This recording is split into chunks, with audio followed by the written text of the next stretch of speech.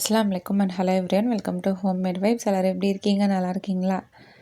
ரொம்ப நாள் ஆச்சு வீடியோ போட்டு.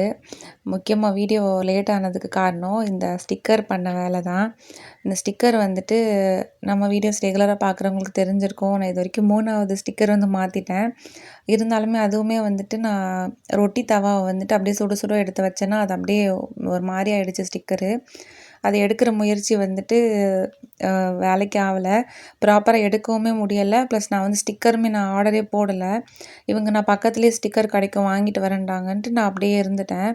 அப்புறமா ஓகே நம்ம எடுப்போன்ட்டு கெமிக்கல் ஏதோ ஊற்றிலாம் இவங்க எடுக்க ட்ரை பண்ணாங்க. ஆனால் எதுவுமே வேலைக்கு ஆகலை. அப்புறமா இங்கே பக்கத்தில் இருந்து இந்த ஸ்டிக்கர் வாங்கிட்டு வந்தாங்க. இது வேணால் ஒட்டி பாருன்னு. இது கிஃப்ட்டுக்கெலாம் கவர் பண்ணுவோம்ல அந்த ஸ்டிக்கரு. வால் ஸ்டிக்கர்னு ஒட்டி அதுவே சூடு தாங்கலை. இதெல்லாம் பட்டுன்னு பிடிச்சி இழுத்துரும், இதெல்லாம் ஒட்ட முடியாதுன்னு சொன்னேன். அப்புறமாட்டி நானே ஆர்டர் போட்டிருக்கேன். இன்னும் அது வரல, எப்போ வரும்னு தெரியலை. சரி அது வரைக்கும் இந்த நியூஸ் பேப்பர் அட்ஜஸ்ட் பண்ணி ஒட்டி வைப்போன்னு சொல்லி ஒட்டி வச்சுருக்கேன். இன்றைக்கி முதல் முறையாக தம்மடை கொஞ்சம் டிஃப்ரெண்ட்டான ஒரு மெத்தடில் செய்ய போகிறேன். சரி அதை அப்படியே நம்ம வீடியோவிலுமே ஷேர் பண்ணிடுவோன்னு தான் நான் எடுத்திருந்தேன். தேங்காய் வந்துட்டு சின்ன சைஸ் தேங்காய் ஒரு 2 தேங்காய் போல் எடுத்திருக்கேன். அதில் தண்ணி எதுவுமே சேர்க்காம நம்ம தம்மடைக்கு நல்லா திக்காக அரைச்சி நம்ம பால் எடுப்போம் இல்லையா, அதே மாதிரி அரைச்சி எடுத்துக்கலாம். இது ஒரு 2-3 தடவைக்கு நம்ம அரைச்சி நம்ம திக்கான பால் எடுத்துக்கலாம், தண்ணியே ஊற்றாமல்.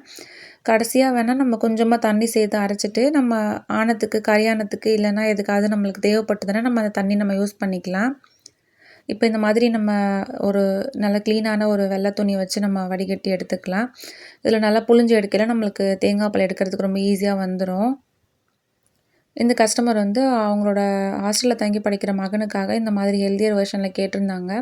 நம்ம எப்போவுமே தம்மடை வந்துட்டு அந்த ரவையில் அந்த தேங்காய் பாலில் ரவையை நம்ம நல்லா ஊற வச்சுட்டு அப்புறம் நம்ம கொஞ்சமாக நம்ம மைதா மாவு எல்லாமே சேர்த்து செய்வோம் இல்லையா. நான் ஆல்ரெடி தம்மடை ரெசிபியுமே நான் அப்லோட் பண்ணியிருக்கேன்.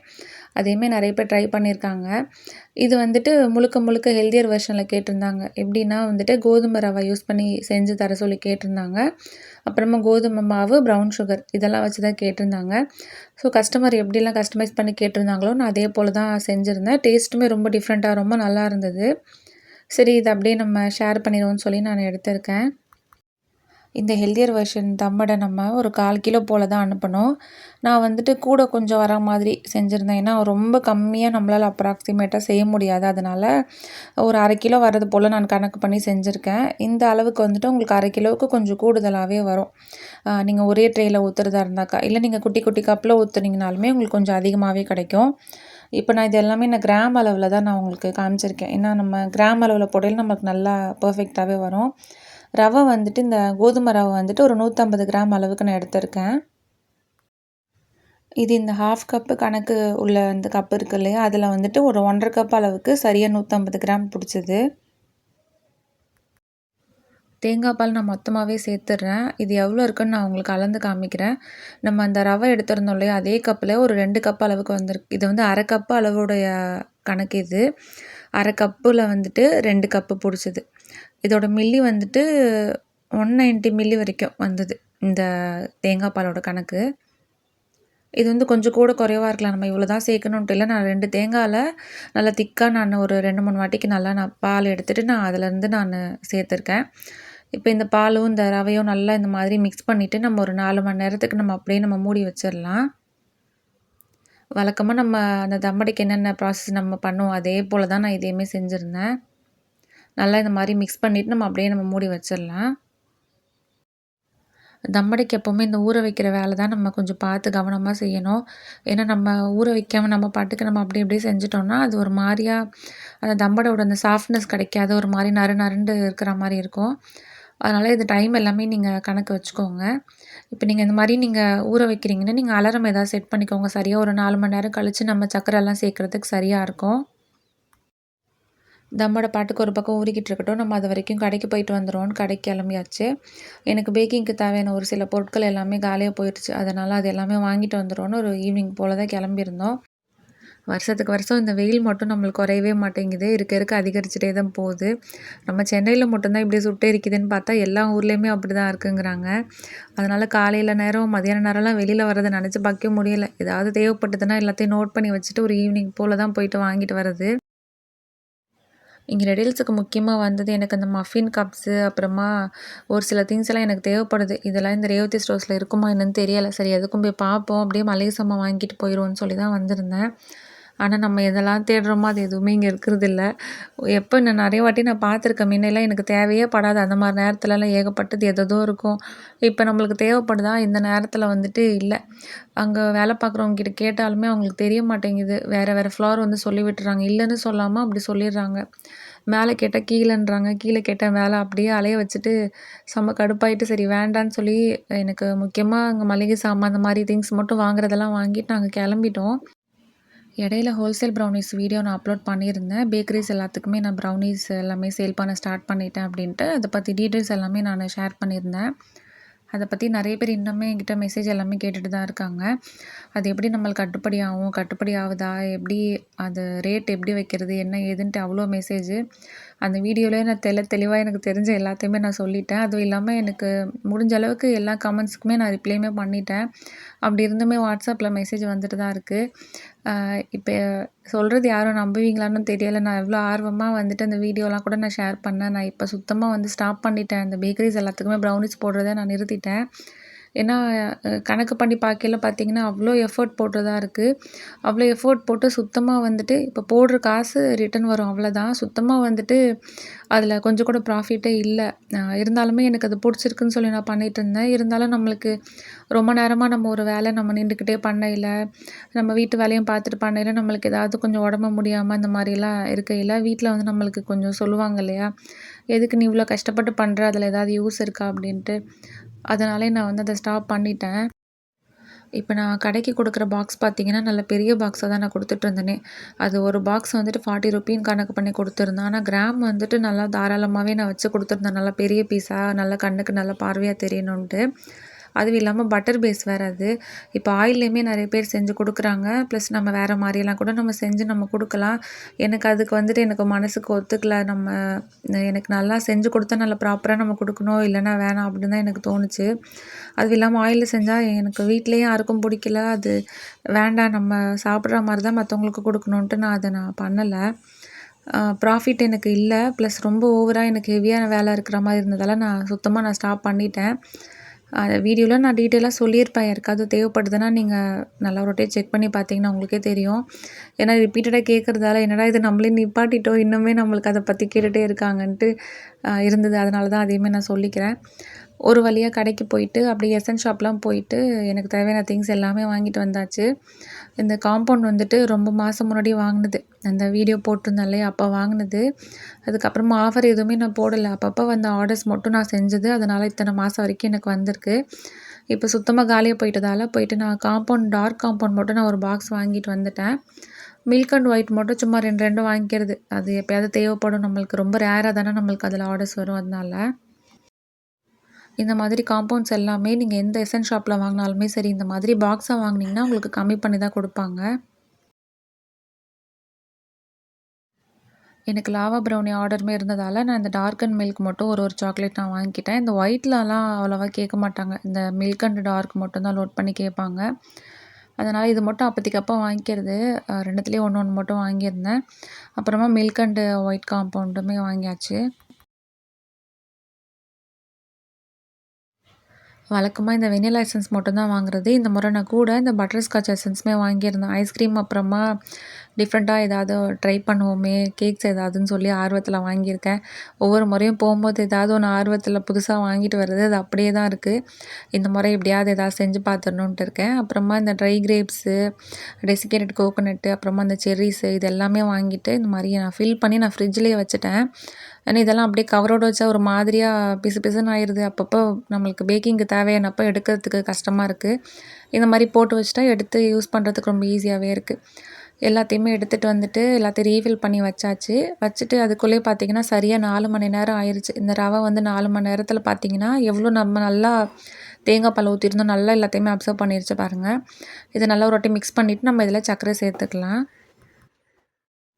கஸ்டமர் நம்மள்ட்ட ப்ரவுன் சுகர் யூஸ் பண்ணி கேட்டிருந்ததால, நான் எப்போவுமே இந்த பிஸ்கெட்ஸ் அப்படி இல்லைன்னா ப்ரௌனி எல்லாத்துக்குமே நான் வெல்லப்பொடி யூஸ் பண்ணி தான் செய்வேன். ஸோ, நான் அதே தான் இதுக்குமே நான் யூஸ் பண்ணியிருந்தேன். இது சரியா ஒரு 150 கிராம் அளவுக்கு எடுத்திருக்கேன்.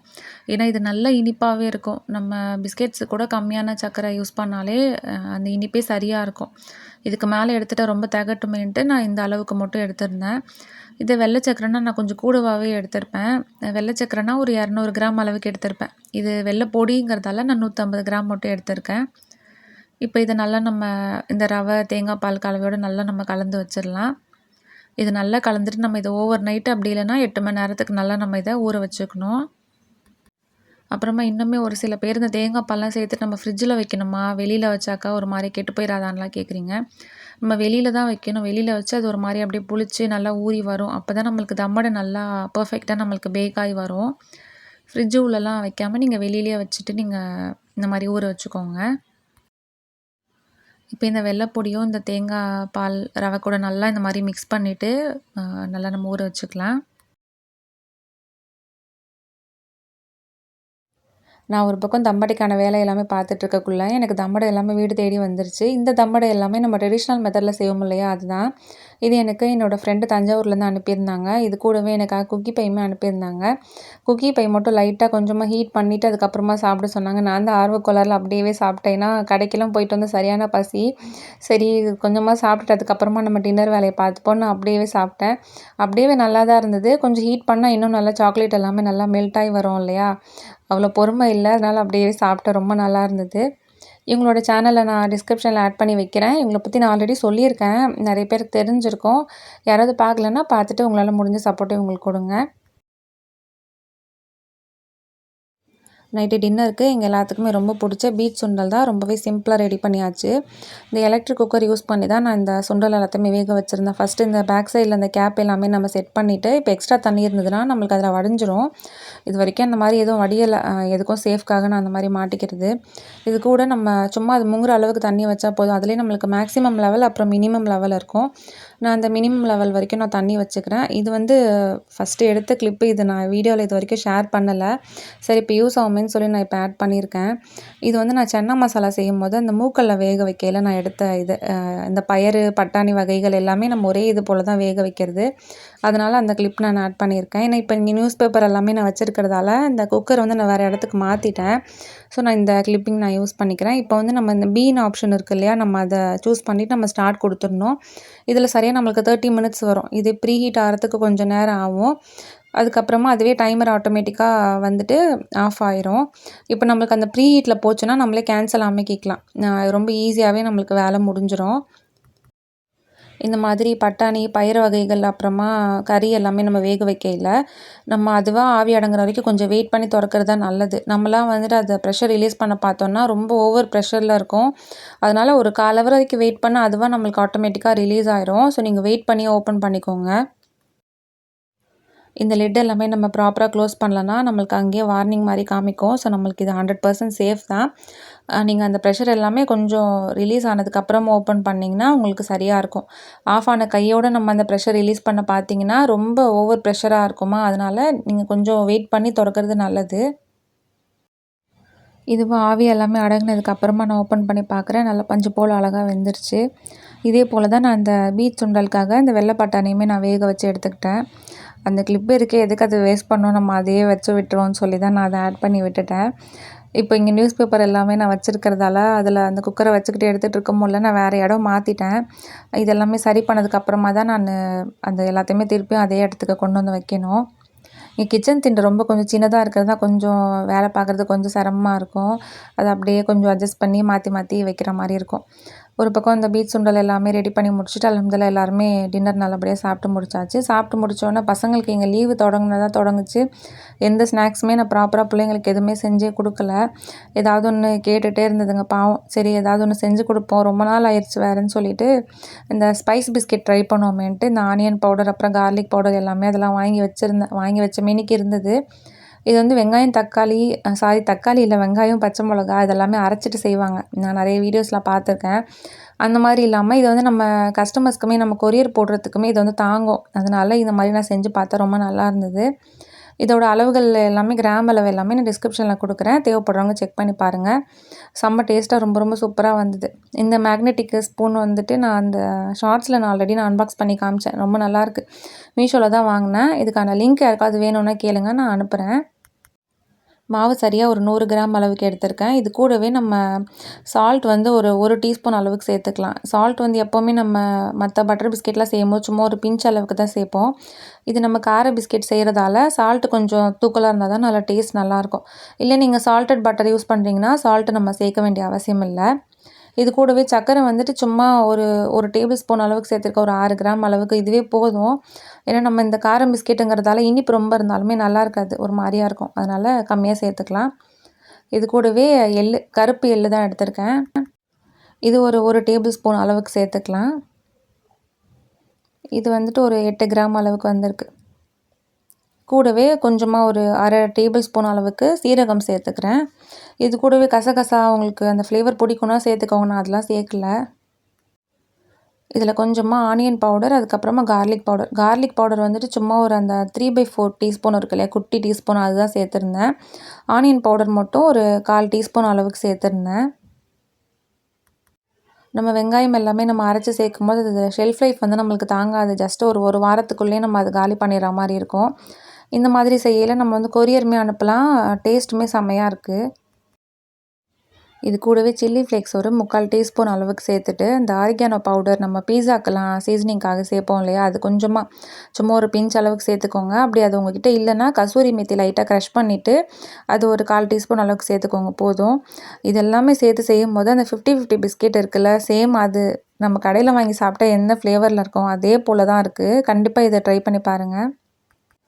அவ்வளோதான், நம்மளோட ட்ரை இன்க்ரீடியன்ஸ் எல்லாமே ஒரு பவுலில் அழகாக நம்ம ரெடி பண்ணி எடுத்தாச்சு. இது நல்லா இந்த மாதிரி மிக்ஸ் பண்ணிவிட்டு நம்ம பட்டரு அப்புறமா முட்டை எல்லாத்தையுமே நம்ம சேர்த்துக்கலாம். இதுக்கு பைண்டிங்காக நம்ம ஒரு பாதி முட்டை அளவுக்கு நம்மளுக்கு தேவைப்படும். இந்த ஒரு முட்டையை எடுத்துகிட்டு அதிலே ஒரு பாதி கிராம் அளவுக்கு அப்படியே டிவைட் பண்ணி எடுத்துக்கோங்க. நான் 20லேருந்து 25 கிராமுக்குள்ளே எடுத்துக்கிட்டால் சரியாக இருக்கும். அதுக்கு மேலே எடுத்துகிட்டா ரொம்ப விழுன்ட்டு நம்மளுக்கு அந்த பிஸ்கெட்டு ஷேப் நம்மளுக்கு எடுக்க வராது. இந்த அளவுக்கு பாதி முட்டை நம்மளுக்கு சரியாக இருக்கும். நல்லா இந்த மாதிரி பீட் பண்ணிவிட்டு அதுக்கப்புறமா பாதி அளந்து சேர்த்துக்கோங்க. பட்டர் நல்லா ஜில்லுன்னு இருக்கணும், அதே சமயம் நல்லா சாஃப்டாகவுமே இருக்கணும். இது சரியாக ஒரு 70 கிராம் அளவுக்கு எடுத்துக்கலாம், சரியாக இருக்கும். எப்போவுமே நம்ம அந்த பட்டர் பிஸ்கெட்டு மற்ற டைப் ஆஃப் குக்கீஸ் எல்லாமே செய்யும்போது ஃபஸ்ட்டு நம்ம பட்டரை நல்லா பீட் பண்ணிவிட்டு அதுக்கப்புறம் தான் நம்ம அந்த ட்ரை இன்க்ரீடியன்ஸ் எல்லாமே நம்ம சேர்ப்போம். இதுக்கு வந்து நம்ம லாஸ்ட்டாக நம்ம அந்த ரொட்டி மாவுலாம் பிசைவோம் இல்லையா, அந்த மாதிரி நம்ம பிசைஞ்சு எடுத்தாலே போதும், நல்லாவே வரும். இப்போ இந்த பட்டரையும் இந்த மாவையும் நல்லா ஒன்றா சேர்த்து நம்ம நல்லா கலந்து வச்சிடலாம். நம்ம நல்லா சாஃப்டான சப்பாத்திக்கு நல்லா இந்த மாதிரி நெய் பட்டர்லாம் போட்டு பிசைவோம் இல்லையா, அதே போல் தான் ரொட்டி மாவு மாதிரி நல்லா இந்த மாதிரி பிசைஞ்சு எடுத்துகிட்டு அதுக்கப்புறமா நம்ம தண்ணிக்கு பதிலாக இந்த முட்டையை சேர்த்து நம்ம பிசையணும், அவ்வளோதான். நல்லா இந்த மாதிரி சாஃப்டாக பிசைஞ்சு எடுத்துகிட்டு இது நல்லா ஒரு கிளிங் ராப் வச்சு ரோல் பண்ணிவிட்டு அதுக்கப்புறம் நம்ம ஃப்ரிட்ஜில் வச்சு ஒரு 1/2 அன் ஹவருக்கு நல்லா செட் பண்ணிவிட்டு அதுக்கப்புறமா நம்ம கட் பண்ணி நம்ம இதை பேக் பண்ணிக்கலாம். நிறைய குக்கி வீடியோஸ்லாம் நீங்கள் பார்த்துருப்பீங்க, அந்த மாதிரி தான் மேக்ஸிமம் குக்கீஸ் எல்லாமே பேக் பண்ணுவாங்க. நான் வந்து கொஞ்சம் டிஃப்ரெண்ட்டாக சும்மா பிள்ளைங்களுக்கு இந்த மாதிரி அழகாக இந்த மாதிரி ஷேப் பண்ணி கொடுக்கலான்ட்டு இந்த சாக்லேட்ஸ் எல்லாமே நம்ம இது ஊற்றி வைப்போம்ல சாக்லேட் மோல்டு, அதுலேயே சும்மா இந்த மாதிரி கொஞ்சம் நேரத்துக்கு ஒரு 1/2 அன் ஹவருக்கு நான் ஃப்ரிட்ஜில் வச்சுட்டு செட் பண்ணி எடுத்துகிட்டு அதுக்கப்புறமா நான் பேக் பண்ணி எடுத்தேன். இதுவுமே நல்லா பார்க்கறதுக்கு நல்லா குட்டி குட்டியாக நல்லா க்யூட்டாக நல்லா அழகாக இருந்தது. பசங்க நல்லா என்ஜாய் பண்ணி சாப்பிட்டாங்க. இந்த டோவை நம்ம மொத்தமாக ரெடி பண்ணி வச்சுட்டு ஒரு 1 வீக் வரைக்கும் நம்ம இதை வச்சு நம்ம யூஸ் பண்ணிக்கலாம். பேக் பண்ணுறதுக்கு ஒரு 1/4 ஹவர் முன்னாடி நம்ம எடுத்து வெளியில் வச்சுட்டு அதுக்கப்புறமா நம்ம பேக் பண்ணிக்கலாம், நல்லா பர்ஃபெக்டாக வரும்.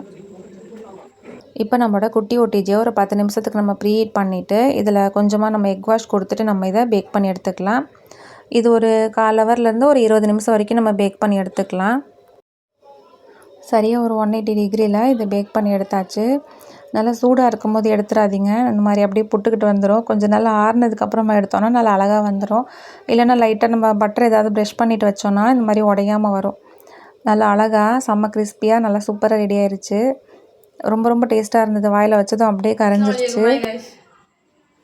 வந்து இப்போ இந்த பிஸ்கெட் சாப்பிட போகிறோம், ஆனால் என்ன பிஸ்கெட்னு தெரில, ஒரு நாள் சாப்பிடுவோம். பிஸ்மில்லா. சூப்பராக இருக்குது. இது வந்து எனக்கு சாப்பிட்ட மாதிரி இருக்குது, ரொம்ப சூப்பராக இருக்குது. ஆனால் என்ன 50-50 பிஸ்கெட் இருக்கும்ல காரமாக. செம்மையாக இருக்குது. நல்லா இருக்கா? நான் வச்சாங்கன்னு பார்க்கணும் உடம்பு ம் கிளாஸ் ஆகாமையாக இருக்குது. ஓகே இப்போ நம்ம வீடியோ லைக் பண்ணுங்கள், ஷேர் பண்ணுங்கள், சப்ஸ்கிரைப் பண்ணுங்கள். பாய் பாய். அஸ்ஸலாமு அலைக்கும். ஹாய். என்ன பிஸ்கெட் சாப்பிட்டு பார்க்கலாம். பிஸ்மில்லா.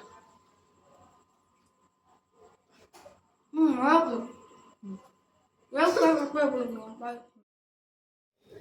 2 பேரும் வந்து நல்லா அழகாக ரிவ்யூ எல்லாமே கொடுத்தாங்க. 2 பேருக்கும் ரொம்ப ரொம்ப பிடிச்சிருந்தது. கண்டிப்பாக உங்கள் வீட்டு குட்டீஸ்க்குமே இந்த மாதிரி நல்லா யம்மியாக டேஸ்ட்டாக செஞ்சு கொடுங்க. செஞ்சு பார்த்தீங்கன்னா மறக்காமல் ஃபீட்பேக் கொடுங்க. இப்போ மறுநாள் காலையிலேக்கு நம்ம தேங்காய் பால், அப்புறமா இந்த நாட்டு சக்கரைலாம் சேர்த்து நம்ம நல்லா ஊற வச்சுருந்தோம் இல்லையா, அது நல்லா ஊறி வந்துருச்சு. இது லைட்டாக இந்த மாதிரி ஒரு மிக்ஸ் பண்ணிவிட்டு நம்ம மீதி பொருட்கள் எல்லாத்தையுமே சேர்த்து நம்ம பேக் பண்ண வேலை தான். இப்போ இது கூடவே ஒரு 45 மில்லி அளவுக்கு நெய் சேர்த்துக்கலாம். நெய் சேர்த்துட்டு நல்லா இந்த மாதிரி கலந்ததுக்கப்புறமா இது கூடவே ஒரு 2 டேபிள் ஸ்பூன் அளவுக்கு கண்டென்ஸ்டு மில்க் சேர்த்துக்கலாம். கண்டென்ஸ்டு மில்க் எல்லாமே நான் அதில் சேர்ப்பேன், ஓகேவான்னு சொல்லி கஸ்டமர்கிட்ட நான் கன்ஃபார்ம் பண்ணிவிட்டு அதுக்கப்புறமா தான் நான் சேர்த்துக்கிட்டேன்.